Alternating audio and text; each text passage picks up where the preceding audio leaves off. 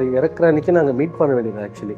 So பார்க்க வேண்டியது. So நான் ரெடி ஆகிட்டு இருந்தேன். அப்போ தான் ஃபோன் வருது, இந்த மாதிரி வந்து தவறிட்டாரு அப்படின்னு சொல்லிட்டு ஃபோன் வருது. அது எனக்கு டோட்டல் ஷாக். ஐயோ, இந்த வழி இதுலேருந்து நம்ம எப்படி மீண்டு வரதுன்னெலாம் யோசிச்சு ஃபீல் பண்ணியிருப்போம். சூசைட் அளவுக்குலாம் ஏதாச்சும் யோசிச்சுருப்போம். ஆனால் வந்து ஒரு பேரண்ட்டை இழக்கும் போது தான் தெரியும், அதை விட வேறு எதுவுமே வந்து. யார் ரூமுக்கு போகும்போது எனக்கு அப்படியே படத்தில் இருக்கிற மாதிரி, எனக்கு கீழ் வீட்லேயும் ஒருத்தவங்க இறந்துட்டாங்க. நான் சரி, இவர் யூஸ்வலாக வந்து எமோஷன் அதிகமாக வேண்டாம், எதிர என்ன நிஜமாக போய் நீங்கள் அழுதுட்டு வாங்க அப்படின்னு சொல்லுவாங்க, இல்லாட்டி கண்ணில் கிளிசரினை கொஞ்சம் எக்ஸ்ட்ரா ஊற்றி விட்ருவாங்க. அப்படி தான் பண்ண போகிறாங்கன்னு நினச்சேன். டக்குன்னு அரைச்சிட்டாங்க.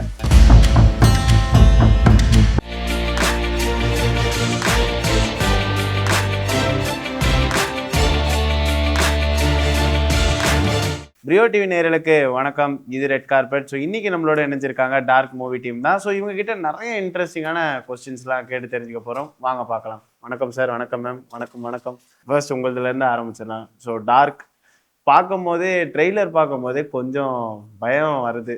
ஸோ தனியாக போயிட்டு இந்த படத்தை பார்க்கக்கூடாது, கூட்டமாக தான் போய் பார்க்கணும் அப்படின்ற ஒரு தூண்டுதலை ஏற்படுத்தியிருக்கு. ஸோ இந்த படம் அமைஞ்சது எப்படி? ஸோ எக்ஸ்பீரியன்ஸ் எப்படி சார் இருக்குது? இந்த படம் அமைஞ்சது வந்து கதை வந்து கணேஷோட கதை. ஸோ நான் வந்து அதை எடுத்து அடாப்ட் பண்ணி ரைட் பண்ணி ஒரு விஷயம் பண்ணியிருக்கோம். ஸோ அப்படி தான் ஆரம்பித்த விஷயம் இந்த படம். ஸோ சேலஞ்சிங்கான எக்ஸ்பீரியன்ஸ். ஏன்னா ஹாரர் மூவி பண்ணும்போது நம்மளுக்கு, ஏன்னா ஷூட் லொக்கேஷன்லேருந்து எல்லாமே வந்து நம்ம ரொம்ப பிளான் பண்ணி பண்ண வேண்டியதாக இருந்தது. ஏன்னா ரொம்ப கம்மி நாளில் ஷூட் பண்ணி முடிச்சிட்டோம் இந்த படத்தை. ஸோ ஒரு 32 டேஸில் முடிச்சிட்டோம் படத்தை. ஸோ அப்படி முடிக்கணுன்னா அதுக்கு ரொம்ப ப்ரீ ப்ரொடக்ஷன் ஒர்க் பண்ணி, ஸோ அதுக்கப்புறம் நம்ம போய் பண்ணால் தான் இது அச்சீவ் பண்ண முடியும். ஸோ நீங்கள் ட்ரெய்லர் பார்த்தது தான் படம்.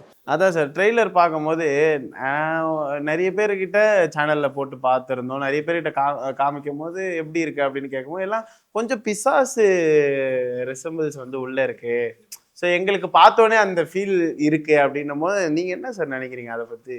இருக்கலாம். ஏன்னா இன்ஃப்ளூயன்ஸ் தானே. நம்ம முஸ்லீம் சார் படங்கள் இதெல்லாம் நம்ம பார்த்து தானே வளர்ந்துருக்கோம். ஏன்னா பிசாசுன்றது ஏன்னா நல்ல விஷயத்தோடு தானே இதுவாகுது. ஸோ ஈக்குவேட் ஆகுது. ஸோ அதனால் நல்லதாக தான் நாங்கள் பார்க்குறோம். ஸோ எங்களுக்கு ஹாப்பி தான் அது. ஏன்னா அந்த ஃபீல், அந்த மாதிரி ஒரு படம் தான் இது. பிசாசு இந்த மாதிரி ஒரு படம் தான் இது நாங்கள் நினச்சோம். ஸோ நீங்கள் அதையே சொன்னது எனக்கு happy. Okay, thank you sir. Ma'am, படம் ஒர்க் பண்ண எக்ஸ்பீரியன்ஸ் எப்படி இருக்குது? ஸோ பொதுவாக வந்து ஒரு ஹீரோயினாக உள்ள என்ட்ரா வரவங்க எல்லாருமே வந்து நல்ல ஒரு ட்ராமாட்டிக்கான ஒரு லவ் ஸ்டோரியில் ஒரு 5 லவ் சாங்கு இந்த மாதிரி சூஸ் பண்ணி ஹீரோயின்ஸ் வந்து உள்ளே இறங்குவாங்க. ஆனால் நீங்கள் ஆரம்பத்திலேயே இந்த பேய் படம் இது எப்படி நடந்தது? ஸோ எப்படி இருக்க இந்த அனுபவம்? எனக்கு வந்து நான் சூஸ் பண்ணவே இல்லை. எனக்கு இது பண்ணணுன்ற ஒரு தாட் ஃபஸ்ட் இல்லை. அப்பா வந்து காமிச்சு விட்ட வழி தான். அதில் நான் வந்து உள்ளே வந்தேன் படத்துக்குள்ளே. எக்ஸ்பீரியன்ஸ் வைஸ் ரொம்பவே சூப்பராக இருந்தது. என்னோட ஒப்பீனியன் பொறுத்த வரைக்கும் இப்போ ஃபஸ்ட்டு நான் ஹாரர் தான் பண்ணியிருக்கேன்.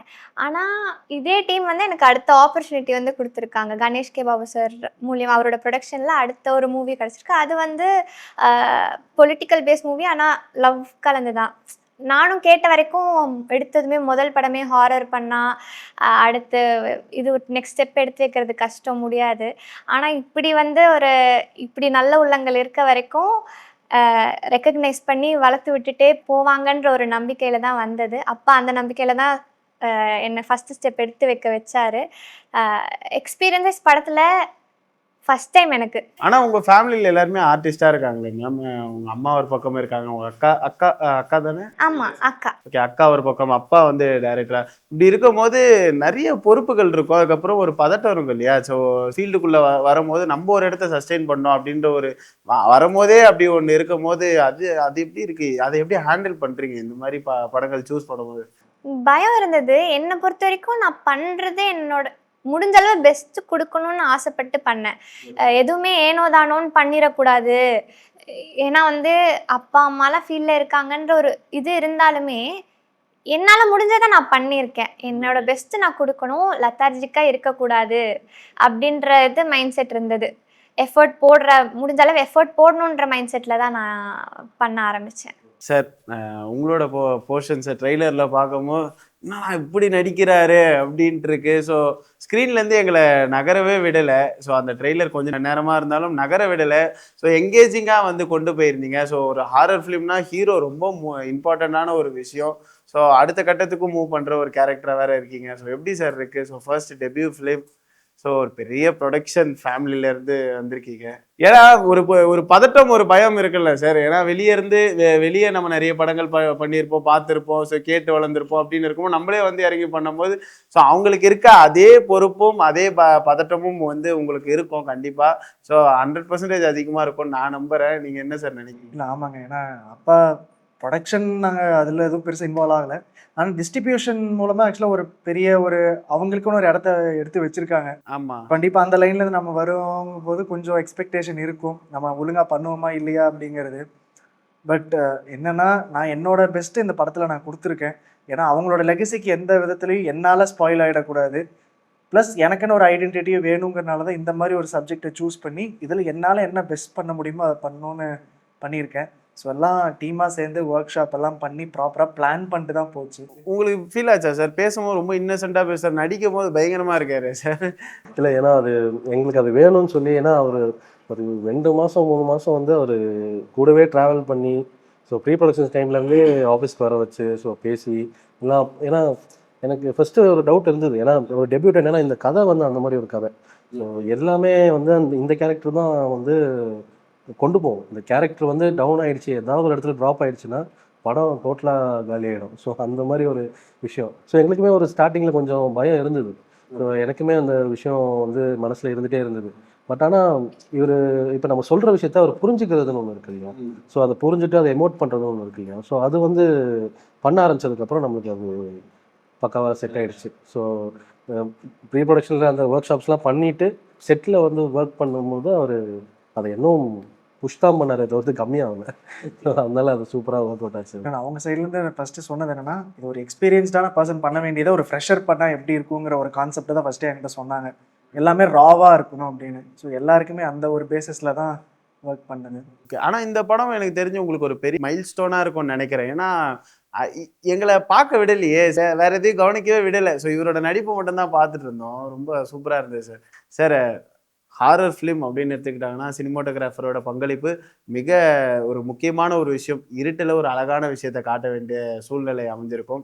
ஸோ மேம் ஒரு ஃப்ரேமில் வந்து காமிச்சிருந்தீங்க, ட்ரெய்லரில் பார்த்துருந்தோம், ரொம்ப சூப்பராக இருந்தாங்க. ஸோ இந்த அனுபவம் எப்படி சார் இருக்குது? கண்டிப்பாக எனக்கு கொஞ்சம் பெரிய டிஃப்ரெண்ட்டான ஒரு எக்ஸ்பீரியன்ஸ் தான். ஏன்னா ஃபஸ்ட்டு படமே ஒரு ஹாரர் படம், ஒரு சேலஞ்சான ஒரு ஸ்டோரி, எல்லாருமே ஃபஸ்ட்டு வரேன். ஸோ கொஞ்சம் ஸ்டார்டிங் கொஞ்சம் ஸ்ட்ரகிளாக இருந்தாலும் போக போக வந்து கொஞ்சம் அப்படியே ஃப்ளோவாக அப்படியே நல்லா செட் ஆகி மூடு அப்படியே போயிடுச்சு. சார் நீங்கள் தான் வந்து எங்களை வந்து தேட்டரில் வந்து இன்ச் பை இன்ச் பார்க்க வைக்க போகிறீங்க. ஹாரர் ஃபிலிம் வந்து நம்ம பார்க்கணுன்னா நம்ம வந்து ஸ்க்ரீன்லேருந்து நம்ம கண்ணே எடுக்கக்கூடாது. அப்படின்ற மாதிரி உங்கள் பார்வை வழியாக வந்து ஷூட் ஆகிற விஷுவல்ஸ் இருக்கு இல்லையா?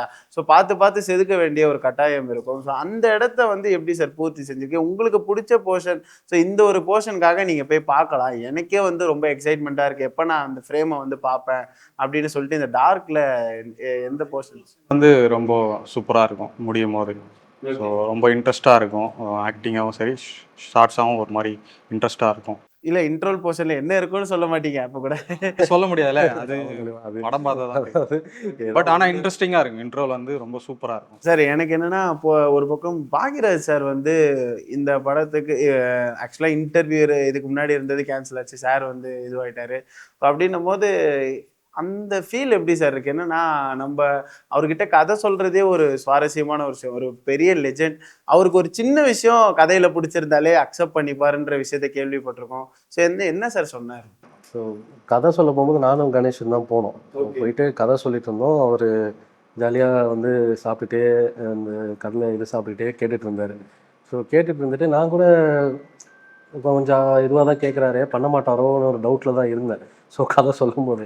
பட் ஆனால் சொல்லி முடித்ததுக்கப்புறம் ஒவ்வொரு இதுவாக டீட்டெயில்டாக ஒவ்வொரு விஷயமும் கேள்வி கேட்டார். ஸோ அது வந்து ரொம்ப அது அது கேட்க ஆரம்பிச்சோன்னே எனக்கு தெரிஞ்சிச்சு, ஓகே படம் பண்ண போகிறாரு, ஸோ இதில் உள்ளே வர போகிறாரு அப்படின்றது தெரிஞ்சிச்சு. ஏன்னா எங்களுக்கு வேறு சாய்ஸே இல்லை, நாங்கள் வேறு சாய்ஸே பார்க்கல. ஏன்னா இந்த கேரக்டர் வந்து இப்போ நீங்கள் பார்த்த மற்ற பாக்யராஜ் சார் படங்களுக்கும் இதுக்குமே நிறைய டிஃப்ரென்ஸ் இருக்கும். ஸோ அவரோட கேரக்டரே ஒரு மாதிரி வேறு மாதிரி பண்ணியிருக்காரு. ஸோ அது புரிஞ்சுக்கிட்டாரு, அந்த விஷயத்த வந்து அவர் அப்போவே வந்து கணிச்சிட்டாரு, நம்ம இப்படி தான் பண்ண போகிறோம் அப்படின்றது அவருக்கு தெரிஞ்சிருச்சு. ஸோ ஏன்னா சில ஒரு சீன்லாம் வந்து குடிக்கிற சீன்லாம் இருந்தது. ஸோ நாங்கள் கொஞ்சம் தயக்கத்தில் தான் கேட்டோம், சரி இந்த மாதிரிலாம் இருக்குது அப்படின்ட்டு. இதெல்லாம் என்னடா இதெல்லாம் எதுக்கு என்ன இது பண்ணுற அப்படின்னு சொல்லிட்டு, வா ஜாலியாக பண்ணுவோம் அப்படின்னு சொல்லிட்டு அந்த சீனே டோட்டலாக எலிவேட் பண்ணி கொண்டு போயிட்டாரு. அன்னைக்கு அவர் இறக்குற அன்றைக்கி நாங்கள் மீட் பண்ண வேண்டியது ஆக்சுவலி.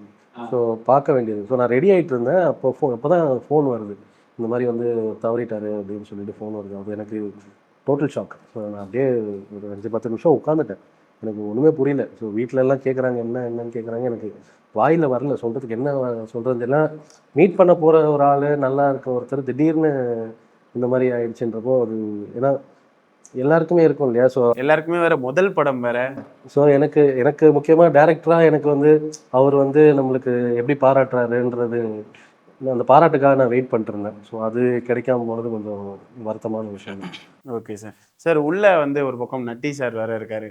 பெரிய ஹீரோக்கள் வந்து வருஷத்துக்கு ஒரு படம் கொடுத்தா, சார் வந்து எனக்கு தெரிஞ்சு 10 படம் வருஷத்துக்கு. ஸோ ஒரு படத்துல ஒரு டிஃப்ரெண்ட் வேரியன்ட்ல அவரோட மீம் டெம்ப்ளேட் மட்டும் தான் இப்போ வரைக்கும் சோசியல் மீடியால இருக்கு. ஸோ அவரோட உள்ள இருக்கிறப்போ அவரும் பெரிய சினிமோட்டோகிராஃபர் வேற. ஸோ கண்டிப்பா நிறைய சஜஷன்ஸ்லாம் உள்ள இருந்திருக்கும் இல்லையா. ஸோ எந்த மாதிரி இருந்தது சார்? நட்டி சார் வந்து பக்கா ப்ரொஃபஷனல். அவர் வந்து இந்த சஜஷன்ஸ்லாம் சொல்லவே மாட்டார். ஸோ அவர் வந்து இது தப்பாக இருக்குது அது தப்பாக இருக்குன்னு சொல்லவே மாட்டார். அவர் பாட்டுக்கு வர நடிப்பார், அவரோட வேலையை பக்காவாக பண்ணுவார். இது ஓகேவா சார், இல்லையா சார், அவ்வளோதான் கேட்பார். ஸோ அவர் எப்போ செட்டுக்குள்ளே, ஏன்னா நாங்கள் காலையிலேருந்து ஆரம்பித்து நைட்டு வரைக்கும் ஷூட், டபுள் ஸ்கெடியூல் அப்படிலாம் போயிட்டுருக்கோம்.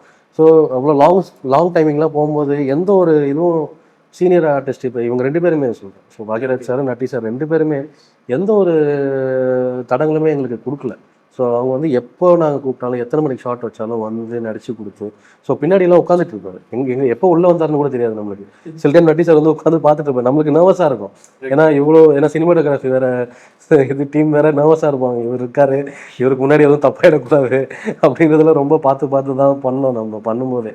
ஸோ அதனால் அதெல்லாம் அந்த சஜஷன்ஸ் அந்த இதுக்குள்ளே வரவே மாட்டார். ஸோ அதுக்குள்ளெல்லாம் அவர் இன்டர்ஃபியரே பண்ண மாட்டார். ஸோ நீங்கள் என்ன பண்ணுறீங்களோ எப்படி பண்ணுறீங்களோ, நீங்கள் லைட்டை திருப்பி இருந்தால் கூட அவர் அதுக்கேற்ற மாதிரி கொஸ்டின் பண்ணிப்பார். ஸோ அந்த மாதிரி ஆக்டிங்காகவே அவர் வந்து பயங்கரமாக டிப்ஸ் எல்லாம் சொல்லுவார். Okay sir. சார் நீங்கள் நேட்டிவ் வந்து இங்கே தானா இல்லை வெளியூரா சார்? சென்னை தான். ஓகே, அப்போ உங்ககிட்ட நீங்கள் நேட்டிவ் இங்கேயா சார்?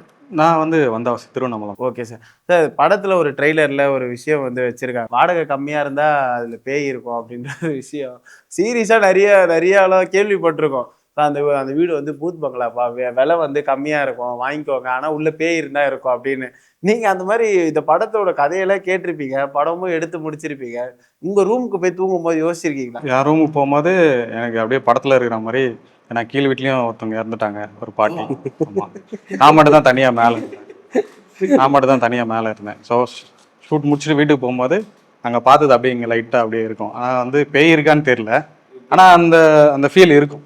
ஃபீல் இருக்கு. கதைக்குள்ளே போனதுனால அப்படியே எனக்கு வந்து அந்த ஃபீல் கண்டினியூ ஆகும். Okay sir. எப்படி டைரக்ஷன் டீமில் டைரக்டராக இருக்கும்போது நிறைய பழக்க வழக்கங்கள் இருந்திருக்கும். அப்போ நிறைய பேர் கால் பண்ணி கேட்க மாட்டாங்க, இந்த ட்ரெய்லர் பார்த்தோன்னே வாடகை கம்மியாக இருந்தால் பேய் இருக்கும், ஹவுஸ் ஓனர் நிறைய பேர் கால் பண்ணாங்களா இல்லையா சார்?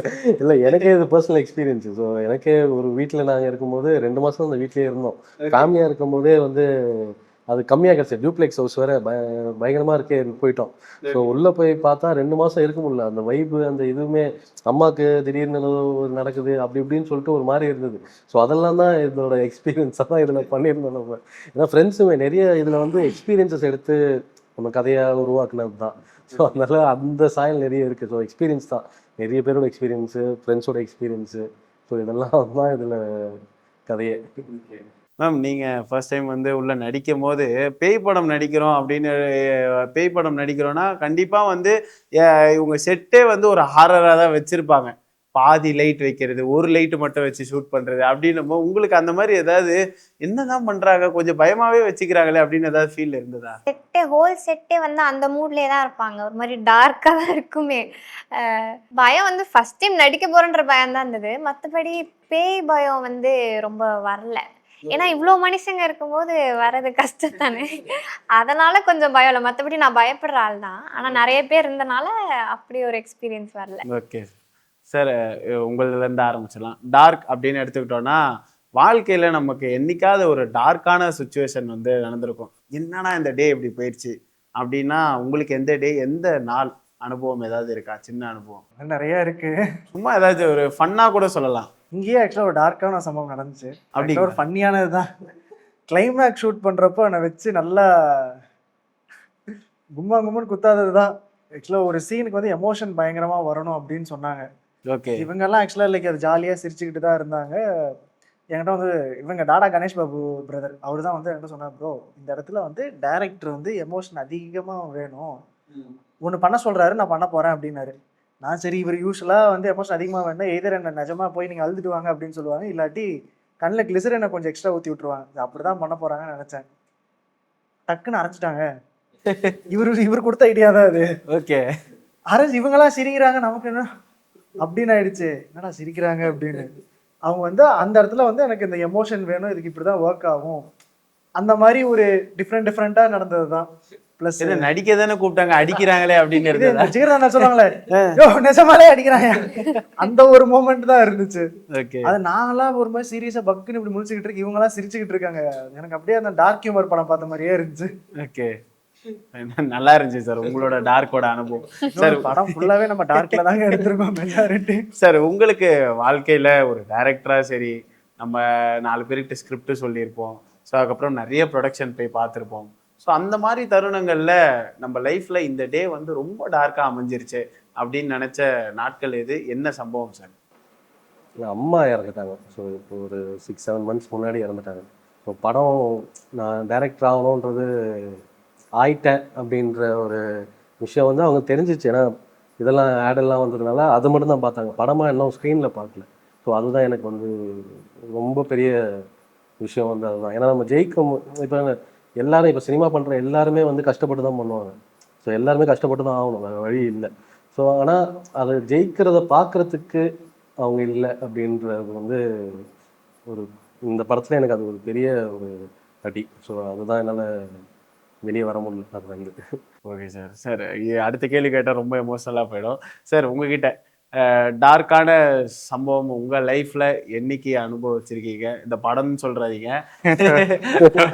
வேறு ஏதாவது இல்லை டார்க்காக அந்தளவுக்கு ரொம்ப டீப்பாக எதுவுமே யோசிச்சு சின்ன பையனாக இருக்கும்போது கூட சரி சார், ஏதாவது ஒரு சின்ன சம்பவம் இருக்கும் இல்லையா, இந்த நாள் வந்து நமக்கு ஏன் இவ்வளோ பேடாக, நாள் வந்து பேடாக நிறைய நாள் போயிட்டு இருக்கு, அது போயிட்டே இருக்கு.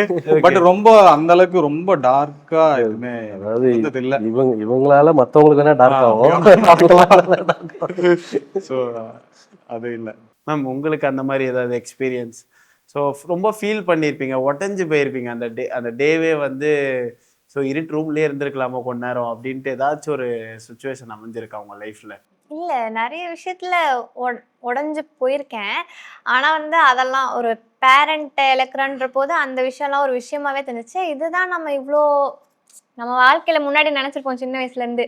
ஐயோ இந்த வழி, இதுலேருந்து நம்ம எப்படி மீண்டு வரதுன்னெலாம் யோசிச்சு ஃபீல் பண்ணியிருப்போம். சூசைட் அளவுக்குலாம் ஏதாச்சும் யோசிச்சிருப்போம். ஆனால் வந்து ஒரு பேரண்ட்டை இழக்கும் போது தான் தெரியும், அதை விட வேறு எதுவுமே வந்து டார்க்கஸ்ட் விஷயமே கிடையாது.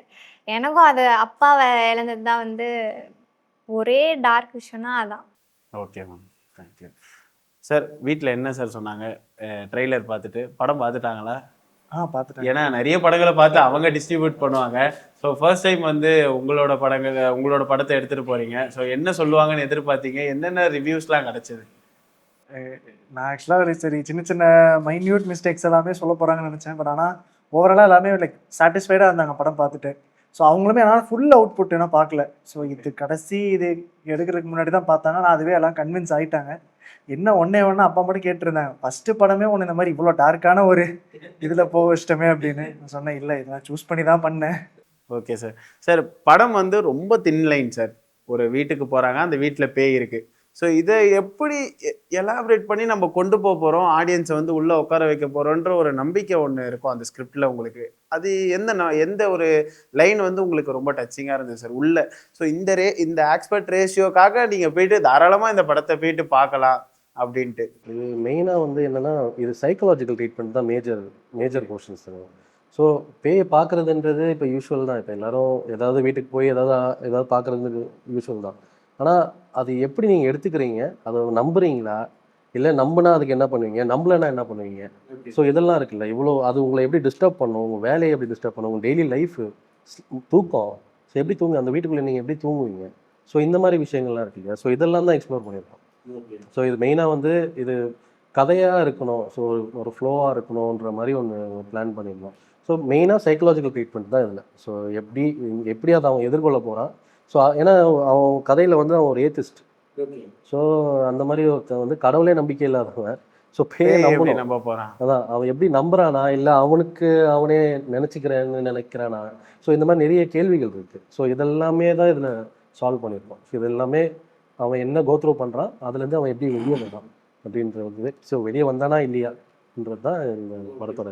சார் எனக்கு என்னென்னா, நீங்கள் ஆரம்பத்தில் சொன்னீங்க ஸ்டோரி ஒருத்தர் எழுதினாரு அப்படின்னும் போது மலையாள சினிமாக்கள்ல அதிகமாக அதை வந்து இம்ப்ளிமெண்ட் பண்ணி ஒர்க் அவுட் பண்ணி சக்ஸஸ்ஃபுல்லாக போயிட்டுருக்கு. ஸோ வெற்றிகரமாக படம் பண்ணிகிட்டு இருக்காங்க. இங்கே கோலிவுட்டில் வந்து பெரிதளவில் அப்படி இல்லை. டேரக்டரே வந்து ஸ்க்ரீன் பிளே, ஸ்டோரி, மியூசிக் எல்லாமே பண்ணிடுறாங்க. இது இந்த மாதிரி தேர்ந்தெடுக்கிறதுக்கு என்ன சரி? எதனாலனா நமக்கு ப்ரொடக்ஷன் கிடைச்சிட்டாங்கன்னா நம்ம ஒன்று ப்ரூவ் பண்ணணும்னு நினைப்போம். ஸோ அதை விட்டுட்டு நான் இப்படி ஹெல்த்தியாக சினிமாவை எடுக்கிறேன் அப்படின்ட்டு எடுத்திருக்கீங்க. ஸோ அதுக்கு கங்க்ராச்சுலேஷன் சார். ஏன்னா அதுதான் ரொம்ப ஹெல்த்தின்னு எனக்கு சொல்லி கொடுத்துருக்காங்க. ஸோ உங்களுக்குமே அதுதான் இருந்திருக்கும். ஸோ அது எப்படி சார் பார்க்குறீங்க? இல்லை அது நீங்கள் சொன்ன மாதிரி ஹெல்த்தியான விஷயம் தான் அது. ஏன்னா இப்போ நான் வந்து ஒரு ஸ்க்ரீன் ப்ளே பண்ணுறேன், ஒரு இது பண்ணுறேன்னா என்னோட ஐடியாஸும் என்னோட விஷயங்கள் மட்டும்தான் அதில் இருக்கும். என்னோட பார்வை, என்னோட கண்ணோட்டம் தான் இருக்கும். ஸோ ஒருத்தர் கதை பண்ணிட்டு அதை நம்ம கொடுக்கும்போது அவர் பண்ண கதையை, ஏன்னா நான் ஸ்கிரிப்ட் படித்து பார்த்துட்டு தான் நான் இது படம் பண்ணலான்னு சொல்லி ஓகே பண்ணோம். ஸோ அவன் என்கிட்ட ஸ்கிரிப்ட் அனுப்பிச்சிட்டான். ஸோ நீ ஃபஸ்ட்டு படம் நீ படித்து பார்த்துரு. ஸோ படித்து பார்த்து உனக்கு ஓகேவாக இருக்குன்னா இது பண்ணலாம் அப்படின்னு தான். ஏன்னா புஷ்லாம் பண்ண முடியாது இல்லையா, யாரையும் வந்து இது பண்ணி தான் ஆகணும் அப்படின்னு சொல்ல முடியாது. ஸோ ஏன்னா எனக்கும் நீங்கள் சொன்ன மாதிரி எனக்கும் என்னோட கதைகளும் இருக்குது. ஸோ அதெல்லாம் இருக்கும்போது நான் இது ரொம்ப யோசிச்சு தான் இது பண்ணோம்.